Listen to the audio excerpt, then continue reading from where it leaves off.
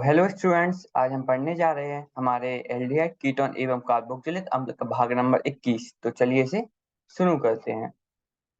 तो सबसे पहले देखेंगे कि आज हम क्या पढ़ने वाले हैं। तो आज हम जो कि सारणी 8.3 में दिया गया है, कुछ कार्बोक्सिलिक अम्लों की नाम एवं संरचना। ठीक है, कुछ कार्बोक्सिलिक अम्ल हम पहले पढ़ चुके हैं, वो क्या होते हैं। तो इनके हम कुछ कार्बोक्सिलिक अम्ल की नाम एवं संरचना देखेंगे। उसके बाद हम देखेंगे कार्बोक्सिलिक समूह की संरचना। कार्बोक्सिलिक समूह जो होता है उसकी संरचना कैसे होती है। तो चलिए इसे देखते हैं। चलिए, तो सबसे पहले हम देखते हैं कुछ कार्बोक्सिलिक अम्लों की नाम एवं संरचना। देखिए यहाँ पे संरचना लिखा हुआ है। ठीक है, ओके। तो सबसे पहले इसी को देखते हैं। तो हमें यहाँ पे संरचना दी गई है, उनके सामान्य नाम दिए गए हैं, उनके आईयूपीएसी नाम भी दिए गए हैं। आईयूपीएसी नाम हम कैसे लिखते हैं, इसके लिए हमने वीडियो बना रखी है, तो आपने वो देख ली होगी। ठीक है, तो अब हम इनके भी एक एक करके देखेंगे कि उनके साथ सामान्य नाम और आईयूपीएसी नाम क्या है। सबसे पहले दिया गया है हमें HCOOH। तो मैंने बताया था जिस भी कार्बन श्रृंखला के अंतिम में हमें COOH का समूह मिल जाता है, उसे हम कार्बोक्सिलिक समूह कहते हैं। ठीक है, और अगर किसी भी कार्बन श्रृंखला के अंतिम में COOH समूह लगा हुआ है, तो उसको हम कार्बोक्सिलिक अम्ल बोलेंगे। ठीक है, इसको हम ऐसे समझते हैं। COOH समूह पहले कैसा होता है इसको देख लेते हैं। इसमें हमें कुछ इस तरीके से OH लगा होता है, और एक तरफ द्विया बंधुआ हमें ऑक्सीजन लगी होगी। ठीक है, सही से नहीं बन रहा है। एक तरफ हम द्विया बन लगा द्वारा एक ऑक्सीजन लगी होगी। ठीक है, तो यहाँ पे एक तरह से में द्विया बन द्वारा एक ऑक्सीजन जुड़ा हुआ होता है, और उसके बाद हमारा एक यहाँ पर हम कोई भी कार्बन की श्रृंखला जोड़ देते हैं, जहाँ पे हम इसको R मान लेंगे। ठीक है, ठीक है। तो यहाँ पर मैं R की जगह पे कुछ भी लगा सकता हूँ, जैसे कि H भी लगा दूंगा, CH3 भी लगा दूंगा, फिर C2H5 भी लगा दूंगा। और फिर आपको पता ही होगा इनका आईयूपीएसी नाम कैसे लिखते हैं।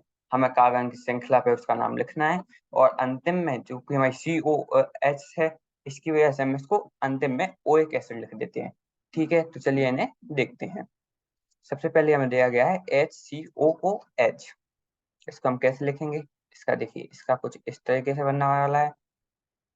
सी यहाँ पे यह OH हो जाएगा। ठीक है, यह OH हो जाएगा, और यहाँ पर भी हमें H लगा हुआ है। तो अब कार्बन कार्बन नहीं है, कार्बन कितने कार्बन है हमारे पास, केवल एक ही कार्बन। ठीक है, एक ही कार्बन है। इसका मतलब यह मैथ है, मैथ आने वाला है। तो इसका नाम हो जाएगा METHN, और ई आखिर में रहता है, उसे हम हटा देते हैं। अब COH समूह है, तो यह हो जाएगा IOC, और उसके बाद लिख देते हैं इसको हम एसिड। ठीक है, तो इसका नाम है मैथेनोइक एसिड। इसको हम हिंदी में लिखें तो वह होता है हमारा मैथेनोइक अम्ल। ठीक है, तो इसका नाम हो जाएगा हमारा मैथेनोइक अम्ल। और इसका सामान्य नाम क्या है, सामान्य नाम इसका दिया गया है फॉर्मिक अम्ल। ठीक है, बिल्कुल ठीक है। इसी तरह हमें दिया गया है CH3COOH। ठीक है, तो हम हर बार COH समूह को नहीं बनाएंगे, तो हम COH समूह को एक बार बना के रख लेते हैं। ठीक है, यहाँ पे मैंने COH समूह को बना दिया है। अब हमें क्या करना है, अब हमें लगाना है यहाँ पे CH3 लगाया। अब कार्बन अब भी नहीं है, कार्बन कितने हैं, एक दो, दो कार्बन का मतलब यहाँ पे कितने क्या आने वाला है, एथेन। यहाँ पे ई को लास्ट में हटाइए, और COOH समूह है, इसका मतलब एथेनोइक। एथेनोइक अंतिम में हम लगा देते हैं अम्ल, तो इसका नाम हो जाएगा एथेनोइक अम्ल। और इसका सामान्य नाम क्या है, सामान्य नाम है इसका एसिटिक अम्ल। ठीक है, बिल्कुल ये ठीक है। अब हम इसी की मदद से आगे आगे इसको करने वाले हैं। अब हमें इस बार क्या दिया गया, इस बार हमें दिया गया है, हमें लगाना है CH3CH2। ठीक है, तो ठीक है, इसको भी हम लगा देते हैं CH3CH2। इसको हम सीधे सीधे यह भी लिख सकते हैं C2H5। अब क्या करिए, अब कार्बन गिनिए, एक दो तीन, तीन कार्बन का मतलब है प्रोपेन। और ओइक एसिड हम अंदर में लगा ही देते हैं, तो इसका नाम हो जाता है प्रोपेनोइक अम्ल। ठीक है, यहाँ पे दिया गया है प्रोपेनोइक अम्ल। और इसका सामान्य नाम भी क्या है, प्रोपेनोइक अम्ल। ठीक है, इसमें कोई भी फर्क नहीं है, बस इसमें थोड़ा देखिए, इसको हम कहते हैं प्रोपेनोइक अम्ल, इसका नाम है प्रोपेनोइक अम्ल। ठीक है, क्योंकि हम अंत में इसमें एक अम्ल लगाते हैं। ठीक है, सामान्य नाम बस थोड़ा सा ही फर्क है। अब हम देखते हैं इसके बाद में हमें क्या क्या है।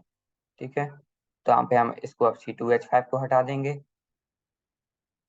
ठीक है, अब यहाँ पे क्या लगाने वाले, CH3 CH2 CH2।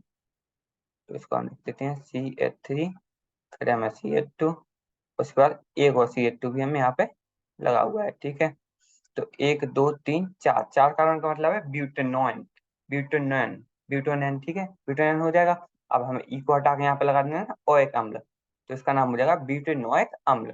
ठीक है, और इसका सामान्य नाम क्या है, इसका सामान्य नाम है हमारा ब्यूटारिक अम्ल, ब्यूटारिक अम्ल। ठीक है, बस इसमें थोड़ा सा फर्क है, कोई दिक्कत की बात नहीं है, इतना सा आप ध्यान रख लेना। बस आपको ध्यान का रखना है कि कितने कार्बन अम्ल हमारे, सॉरी कितने कार्बन हमारी सीधे सीधे श्रृंखला में जुड़े हुए हैं, हमें उनको गिनना है। और देखना है कि हमारा COOH समूह कहाँ पे जुड़ा हुआ है, उसी की वजह से हम उसमें डायरेक्ट ओइक अम्ल का लगा देंगे। ठीक है, इसका नाम है CH3CHCOOH।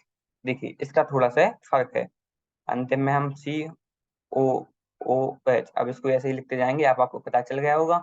COOH को देखिए हम क्या कुछ इस तरीके से था, COH, दिया बन रहा हमारे ऑक्सीजन। तो यहाँ से अब हम और यहाँ पे कोई भी आर समूह जुड़ा हुआ है, तो अब हम इसको कुछ इस तरीके से ऐसे ऐसे लिखते जाएंगे, क्योंकि हर बार यह बनाएंगे तो कोई फायदा नहीं है। ठीक है, ओके, तो यहाँ पर हमने COH कुछ समूह को बना लिया है। हमें करना क्या है, अब देखिए हमें इसमें जुड़ा हुआ है CH। ठीक है, C, यहाँ पे जुड़ा हुआ है एक H, और हमें दो समूह जुड़े गए हैं CH3 के। ठीक है, तो यहाँ पे एक समूह है CH3 का, एक समूह हो जाएगा CH3 का।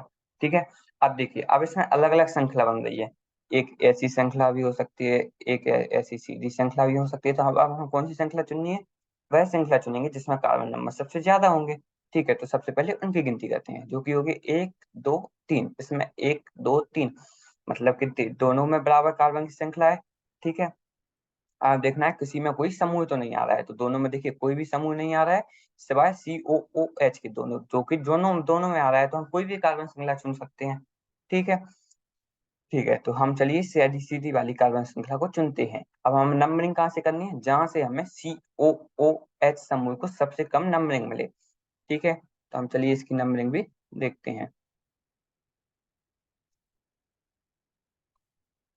ठीक है, तो हमने इस कार्बन को मान लिया एक, इसको मान लेंगे दो, इसको मान लेंगे तीन। तो ठीक है, दूसरे कार्बन पे हमारा मैथिल समूह है, तो इसका नाम लिखेंगे दो मैथिल। इसके बाद हमारे कितने कार्बन है, एक दो तीन, तीन कार्बन है गिनती के, मतलब कि यहाँ पे प्रोपेन तो आने वाला है, तो इसका नाम हो जाएगा प्रोपेन। इसके बाद है हमें COOH मतलब कि ओएक एसिड, तो इसका नाम हो जाएगा टू मैथिल प्रोपेनोइक अम्ल, एसिड को हम अम्ल कहते हैं। ठीक है, इसका नाम आ जाएगा। और इसका सामान्य नाम क्या है, सामान्य नाम है इसका आइसोब्यूटराइक अम्ल, आइसोब्यूटराइक अम्ल। ठीक है, हम देखते हैं कि इसका नाम क्या है। इसमें देखिए, ठीक है, इसका नाम भी हम लिख के देखते हैं। तो देखिए इसमें इसमें बस इतना ही है कि COOH, और यहाँ पर भी है हमें COOH, मतलब कि दो COOH समूह एक दूसरे से जुड़े हुए हैं। ठीक है, सही नहीं बन रहा है, ठीक है, यहीं से समझ लेते हैं, दो COOH समूह एक दूसरे से जुड़े हुए हैं। तो अब आपको क्या करना है, दो कार्बन है। ठीक है, तो यहाँ पे ईथ आ जाएगा, दो OH समूह, दो COOH समूह है, इसका मतलब मैंने बोला था जब भी दो तीन चार आ जाए तो हम किसका प्रयोग करते हैं, हम कहते हैं डाई ट्राई और क्वाड, उन सब का प्रयोग करते हैं। ठीक है, तो इसमें दो समूह है, तो यहाँ पे आ जाएगा इथिन डाई, उसके बाद हम आजीवन कहते हैं जो कि हम हर जगह लगाते हैं, ओइक एसिड, तो इसका नाम हो जाएगा इथिन डाई ओइक, और एसिड की जगह आ जाएगा अम्ल, तो यह आ जाएगा इथिन डाई ओइक अम्ल। इसका सामान्य नाम क्या है, सामान्य नाम है इसका ऑक्जेलिक अम्ल। ठीक है, इस टाइम फिर से आगे बढ़ेंगे। इस इस बार क्या है, इस बार इस तरफ भी समूह है, इस तरफ भी समूह है, तो हम कहीं से भी इसकी कार्बन श्रृंखला को शुरू करते हैं, जो कि आ जाएगा एक दो तीन, तीन कार्बन की श्रृंखला है। देखिए एक दो तीन, इसकी भी हम सीधे सीधे गिनती करेंगे। पीछे वाले कार्बन से हमें दो COOH समूह जुड़े मिल रहे हैं, तो इसका सामान्य नाम है मेलेनिक अम्ल, इसका बस कोई फर्क नहीं आएगा, यहाँ बस 3 कार्बन है तो यहाँ पे प्रोपेन लगा देना है, तो इसका नाम हो जाएगा प्रोपेन डाइओइक अम्ल। ठीक है, बिल्कुल ठीक है। अब हम आगे देखते हैं, तो आगे हमें दिया गया है कुछ ए, कह दिया गया है, इसमें भी कोई फर्क नहीं है। 1 2 3 4 कार्बन होगा, 4 कार्बन है, प्रोपेन हटा दीजिए, ब्यूटेन लगा दीजिए। ठीक है, इसका सामान्य नाम क्या है? सामान्य नाम देखिए, आपको कहीं पे भी प्रयोग आ सकता है, तो सामान्य नाम को आपको क्या करना है, यह जो भी टेबल बनी गई है, आपको एक नोटबुक उठानी है, उस नोटबुक में से हमें हमें यह टेबल बना लेनी है। और जैसे ही हम टेबल बना लेंगे, हमें सामान्य नामों को उनको 2 3 दिन तक आपको बार बार जरूर पढ़ना है, ताकि आपको सामान्य नाम सबके याद हो जाए। ठीक है, और इनकी प्रैक्टिस बार बार बार जब भी आप बाद में पढ़ें तो करते रहिएगा, ताकि आप उससे भूल ना जाए। ठीक है, 4 कार्बन है। ठीक है, तो बस आपको प्रोपेन की जगह ब्यूटेन लगा देना है, इसका नाम हो जाएगा ब्यूटोन डाइओइक अम्ल। ठीक है, और इसका सामान्य नाम क्या है? सामान्य नाम है इसका सक्सिनिक अम्ल। ठीक है, बिल्कुल ठीक है। अब अगला देखते हैं, तो अगला हमारा कुछ इस तरीके से, अगले वाले में बस क्या फर्क है, 3 कार्बन बीच में है, ये दोनों कार्बन हमारे साइड में लगे हुए हैं। ठीक है, कोई बात नहीं, 3 4 5, 5 कार्बन है, पेंटेन लगा दीजिए, खत्म। यहाँ पर यह हो जाएगा पेंटेन डाइओइक अम्ल। डाई आपको जरूर लगाना है, क्योंकि हमारे दोनों साइड हमारे कार्बोक्सिलिक अम्ल के समूह जुड़े हुए हैं। ठीक है, अब देखिए इसका अगला वाला देखते हैं, जिसमें 4 5 6 कार्बन है, 6 कार्बन मतलब हेक्सेन, तो इसका नाम हो जाएगा हेक्सेन डाइओइक अम्ल। इनके सामान्य नाम भी आप ध्यान रखें। एक का देखिए शुरू से देखते हैं, एक भी कार्बन ना हो तो ऑक्जेलिक अम्ल, 1 कार्बन हो तो मेलिनोइक अम्ल, सॉरी मेलिनिक अम्ल, 2 कार्बन हो तो सक्सिनिक अम्ल, 3 कार्बन हो ग्लूटालिक अम्ल, 4 कार्बन हो एडिपिक अम्ल। ठीक है, बिल्कुल सरल नाम है, आपको ध्यान रख लेने हैं। और आगे देखते हैं, तो आगे हमें कुछ इस तरीके से क्वेश्चन दिया गया है, अब इसको हम अच्छे से लिखेंगे, इसको देखते हैं कि इसको करते कैसे हैं। देखिए यहाँ पे हमें एक COH समूह हमें अंतिम में जुड़ा हुआ है, इस तरफ भी हमें एक COOH समूह जुड़ा हुआ है अंतिम में, और एक COOH समूह जुड़ा हुआ है हमें बीच में।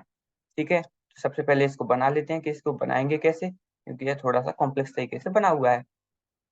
ठीक है, एक COOH समूह है हमारा अंत में, फिर उसके बाद जुड़ा हुआ है हमें CH2, उसके बाद हमें एक CH जुड़ा हुआ है, और CH से जुड़ा हुआ है हमारा फिर से COOH समूह। ठीक है, उसके बाद हमें यहाँ पे जुड़ा हुआ है CH2, और फिर से वहाँ जुड़ा हुआ है COOH।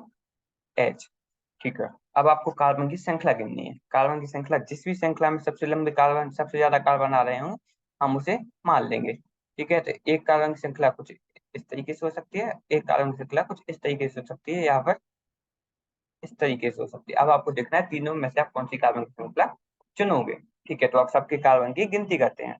ठीक है, सबसे पहले ऊपर वाली कार्बन श्रृंखला की गिनती करेंगे, जो कि होगी 1 2 3 4 5, 5 कार्बन है। ठीक है, अब हम दोनों साइड वाली कार्बन की श्रृंखला की गिनती करेंगे, जो कि है 1 2 3 4, इसमें तो 4 ही कार्बन है। फिर इस साइड वाली को गिनेंगे, जिसमें है 1 2 3 4, 4 ही कार्बन है, मतलब कि हमारे ऊपर वाली कार्बन की श्रृंखला में सबसे ज्यादा कार्बन है, तो हम उसी कार्बन की श्रृंखला को लेने वाले हैं। ठीक है,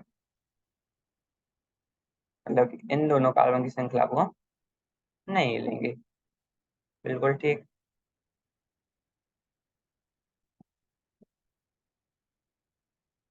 ठीक है, अब करना क्या है, अब हमें देखना है कि किस कार्बन को हम कैसी नंबरिंग देंगे।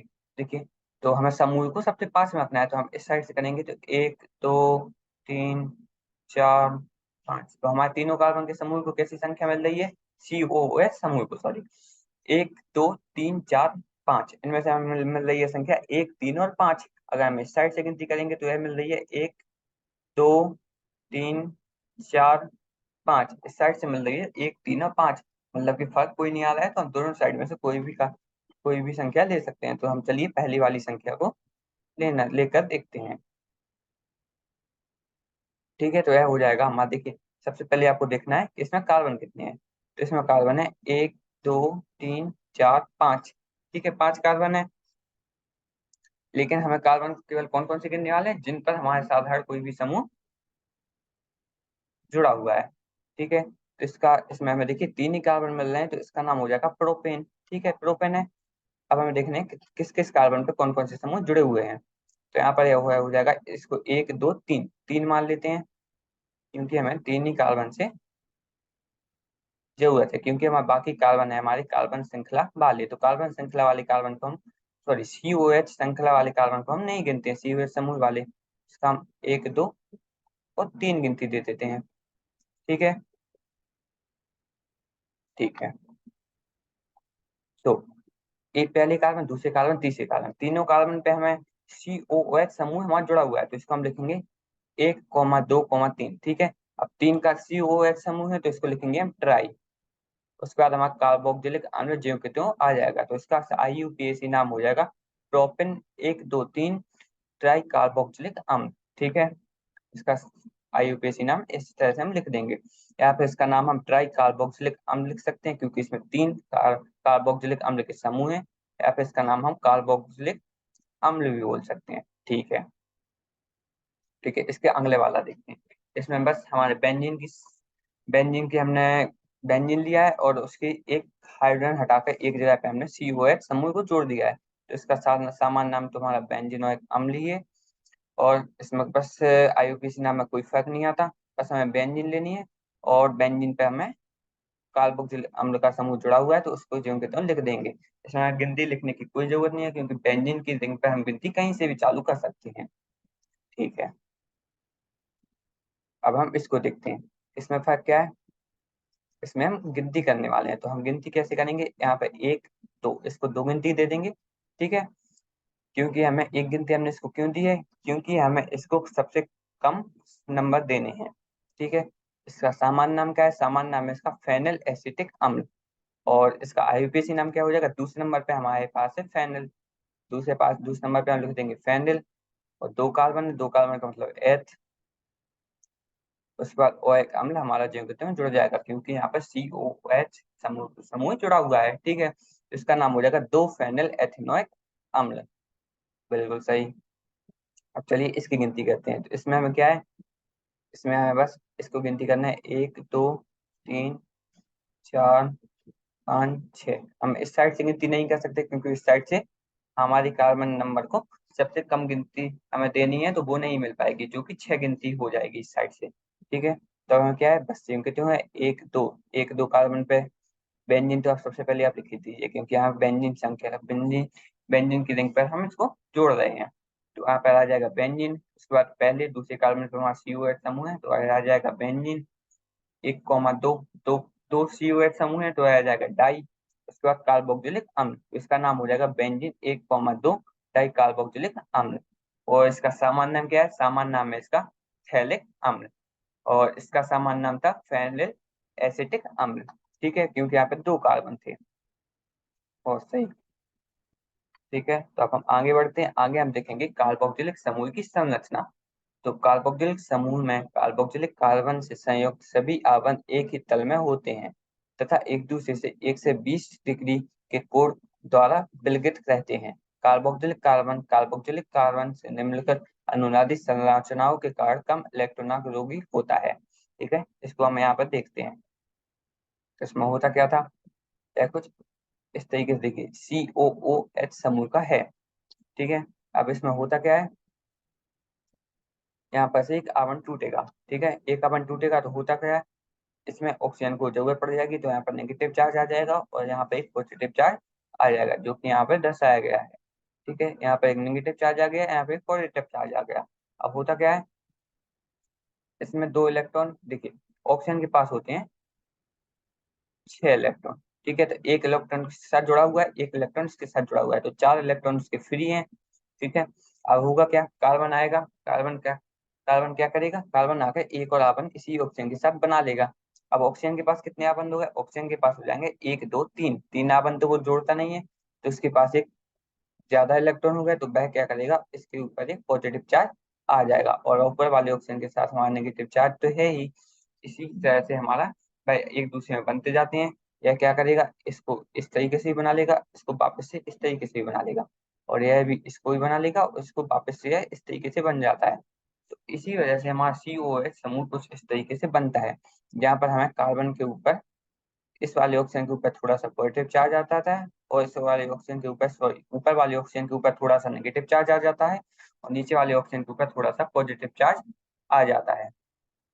ठीक है, वैसे हमारा कार्बोक्सिलिक समूह अंतिम में कुछ इस तरीके से बन जाता है। यहाँ पर एक O और यहाँ पर एक H, और यहाँ पर हम कोई भी R लिख देता हूँ। R की जगह पे हम कोई भी CH3 या फिर HC2H5 कोई भी संख्या जोड़ सकते हैं।